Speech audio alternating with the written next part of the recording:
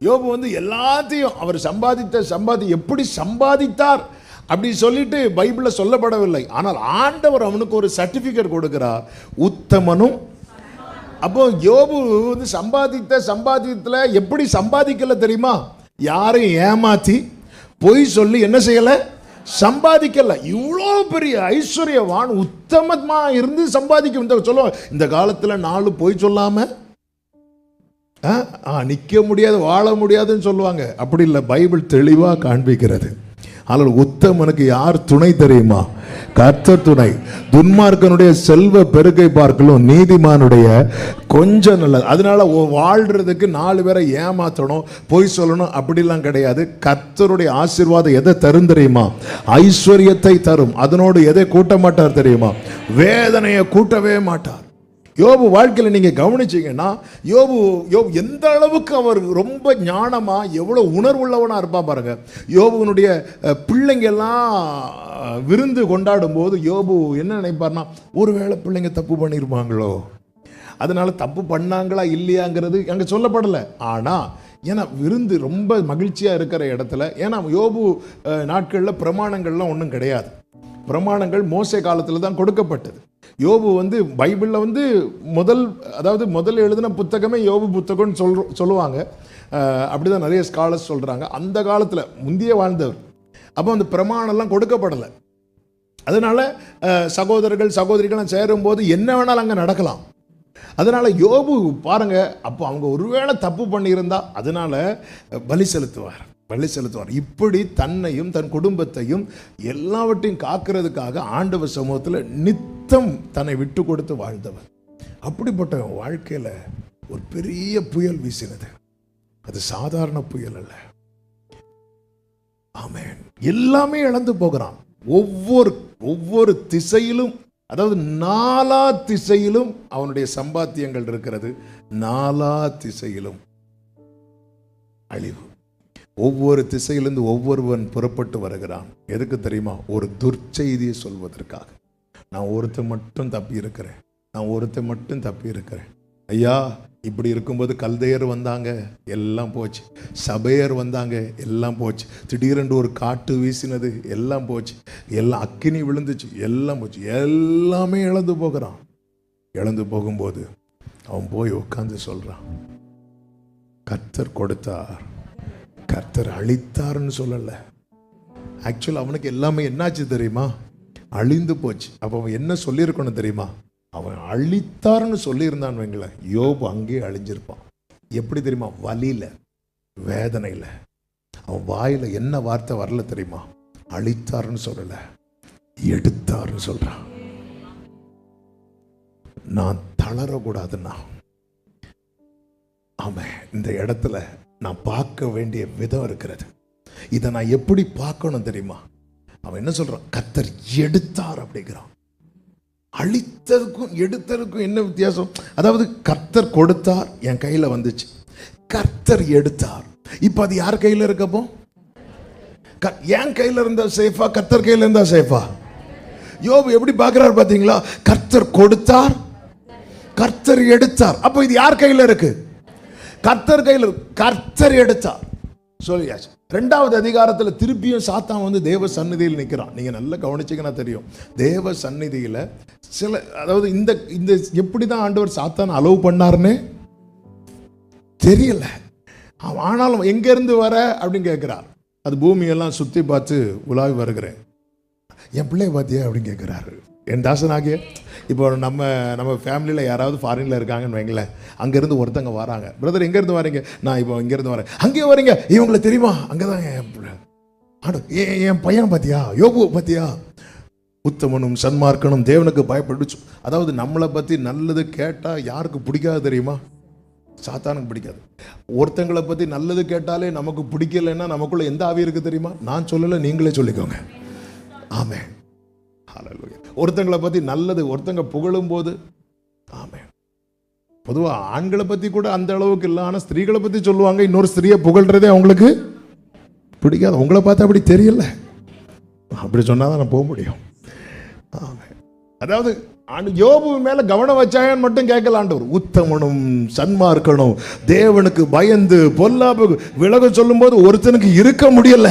ஐயோ ரொம்ப புகழ்றாரே, ரொம்ப புகழ்றாரே. ஆமே, நமக்குள்ள நம்ம அறியாம இந்த ஸ்பிரிட்லாம் வந்து ஒட்டும். ஆமே, அதனாலதான் உலகத்தில் உங்களுக்கு உபத்திரவம் உண்டு. ஒருத்தங்களை புகழும் போது நம்ம கிட்ட அப்படி புகழும் போது நமக்கு உடனே நம்ம என்ன தெரியும் பண்ணுவோம், அவங்க கிட்ட இருக்கிற மைனஸை எங்க இருந்தாவது, ஆமாம், வேதத்தை ஆராய சொன்னா வேற எதையோ ஆராய்ஞ்சிட்டு இருப்போம். ஆமா, இருந்து எங்கேயாவது. ஆனாலும் அவங்க தெரியுமா உங்களுக்கு, அவங்கள பத்தி உங்களுக்கு தெரியாதுல்ல, இவங்களுக்கும் தெரியாது, புதுசா கதை கட்டுறது. ஆண்டவரே அவன் சும்மாவா அப்படி இருக்கிறான், நீர் அவனை சுட்டி வேலி அடைக்கவில்லையோ அப்படிங்கிற. சரி, வேலி ஆண்டவர் எடுத்து இப்ப கை வச்சதுக்கு அப்புறம் சொல், கர்த்தர் கொடுத்தார், கர்த்தர் எடுத்தார். அவன் நம்பிக்கையை விடவே இல்லை. இப்ப திரும்பியும் வந்து நிற்கிறான் யோபு. என் தாசனாகிய யோபு மேல கவனம் வச்சாயோ. ஆண்டவரே அது வேற ஒன்றும் இல்லை, நீங்க வெல்த்ல எல்லாம் கை வச்சுட்டீங்க. ஆனா அவன் எதை நம்பி தெரியுமா சொல்றான், அவன் ஹெல்த் இருக்கு ஆண்டவரே, திருப்பி சம்பாதிச்சிடலான்னு அப்படியே ஒரு நம்பிக்கையில தான் சொல்றேன். நீங்க அவன் ஹெல்த்தையும் தொடுங்க ஆண்டவரே அப்படி சொல்லும் போது ஆண்டவர் சொல்றாரு, அவன் உன் கையில் இருக்கிறான் அப்படின்னு சொல்லிட்டு யோபு அப்படி தூக்கி சாத்தான் கையில கொடுப்பார். கொடுத்துட்டு சாத்தானுக்கு சந்தோஷம் தாங்க முடியல. தேங்க்யூன்னு சொல்றதுக்குள்ள அடுத்து சொல்றார், அவன் ஜீவனை தொட்டுறாத அப்படின்னு. இப்ப யோபு யார் கையில இருக்கிறான், சாத்தான் கையில இருக்கிறான். உண்மையிலே சோதனை யோபுக்கு இல்லை. ஒரு பழத்தை அப்படியே உரிச்சு குரங்கு கையில கொடுத்து இதை சாப்பிடாதேன்னு சொன்னா சோதனை பழத்துக்கு இல்ல, சோதனை குரங்குக்கு. இப்ப யோபு சாத்தான் கையில இருந்துட்டு என்ன சொல்றான் தெரியுமா, எனக்கு குறித்திருக்கிறதை அவர் நிறைவேற்றுவார், எனக்கு குறித்திருக்கிறதை. எதை வச்சு யோபு சொல்றீங்க, காரணம் என் மீட்பர் உயிரோடு இருக்கிறார். அப்ப யோபுவை தளர விடாம செய்தது என்னது தெரியுமா, அவர் உயிரோடு இருக்கிறார். பக்கத்துல 2 பேர் கையை பிடிச்சு சொல்லுங்க, அவர் உயிரோடு இருக்கிறார், அவர் உயிரோடு இருக்கிறார். ஆமா. ஓ, இப்ப சொல்ல மாட்டீங்களோ, ஈஸ்டருக்கு தான் சொல்லுவீங்களோ, நம்ம இப்ப சொல்ல மாட்டோம்ல, இந்த 40 நாள் சொல்லவே. ஆமா, இப்பெல்லாம் அப்படியே ஏறுகிறார் பாடிட்டு இருப்போம். குட் ஃப்ரைடே அன்னைக்கு அழுது முடிப்போம். ஆமா, ஈஸ்டர் அன்னைக்கு நிறைய மிருகங்களுக்கு குட் ஃப்ரைடே அன்னைக்கு தான். எங்க ஊர்லாம் பாத்தீங்கன்னா அப்படி தொங்கிட்டு இருக்கோம் வரிசையா. ஆமா, அவர் உயிரோடு இருக்கிறார்.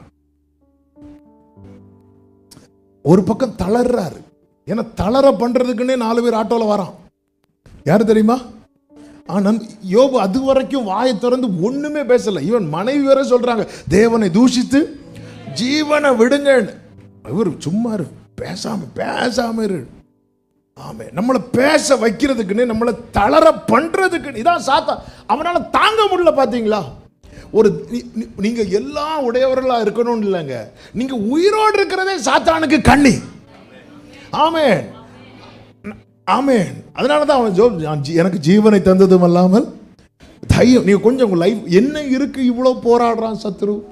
ஆமே, நிறைய போராட்டத்தை சந்திக்கிறவங்களுக்கு தெரியும் என்ன இருக்கு, ஒன்னும் இல்லை. நீங்க இருக்கிறீங்கல்ல, ஏன்னா அவனுக்கு தெரியும் இந்த தீபம் அணையல்ல, நிச்சயம் அவர் திரும்ப தூக்கிடுவாரு. ஆமா, யோபு முதல் அதிகாரத்தில் என்ன சொன்னா, கர்த்தர் கொடுத்தார், கர்த்தர் எடுத்தார். 1வது அதிகாரத்தில் எடுத்தார், 42வது அதிகாரத்தில் அது 2 மடங்காக்கி திரும்ப கொடுத்தார். ஆமென். தேவனால் கூடாத காரியம் ஒன்றுமே இல்லை. அவன் பார்த்தான், எப்படியாவது இவனை பேச வைக்கணும்னு பார்க்கறான், முடியல. திடீர்னு 4 நண்பர்களை வராங்க. சில கிருபை பெற்றவங்க வருவாங்க, பார்த்துருக்கீங்களா? அப்போதான் நம்ம அழுது முடிச்சிருப்போம். அந்த எரியிற தீயில 2 லிட்டர் எண்ணெய் அப்படி ஊற்றிட்டு ஒரு ஜெபத்தையும் பண்ணிட்டு போவாங்க.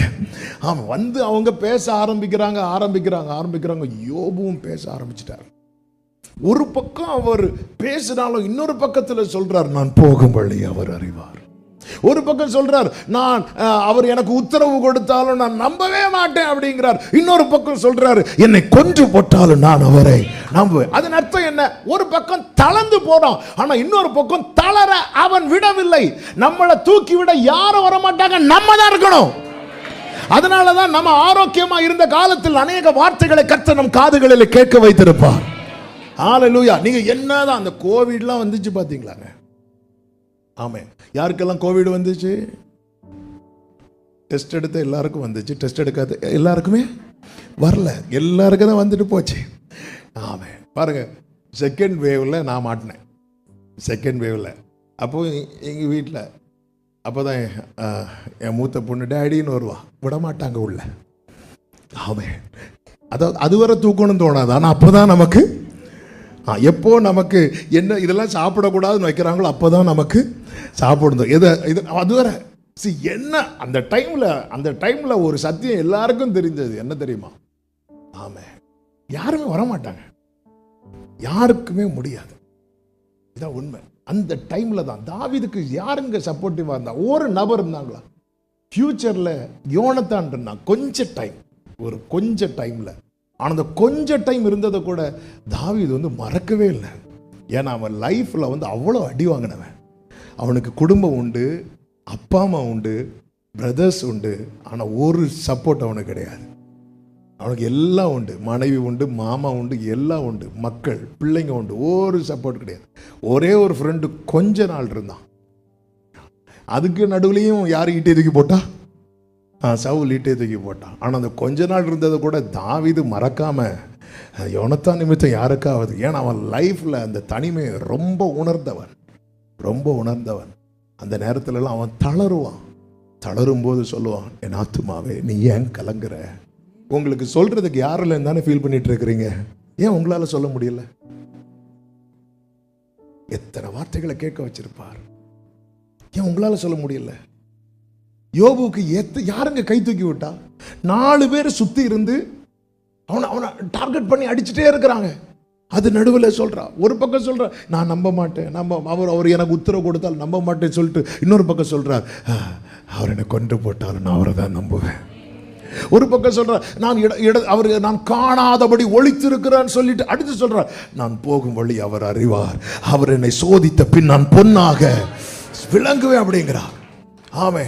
இப்படி அவர் தளரும் போது அவரே தன்னை தேற்றுகிறார். அவர் சொல்ற, எனக்கு வேண்டிய ஆகாரத்தை பார்க்கலும் உம்முடைய வார்த்தையை நான் காத்து வைக்கிறேன். இதுதான் தாவீதும் பண்றார். என் ஆத்துமாவை நீ ஏன் கலங்குற? நீ ஏன் பயப்படுற? தேவனை நோக்கி காத்திரு. தேவனை நோக்கி. நான் தளர்ந்து போகாதிருந்தால்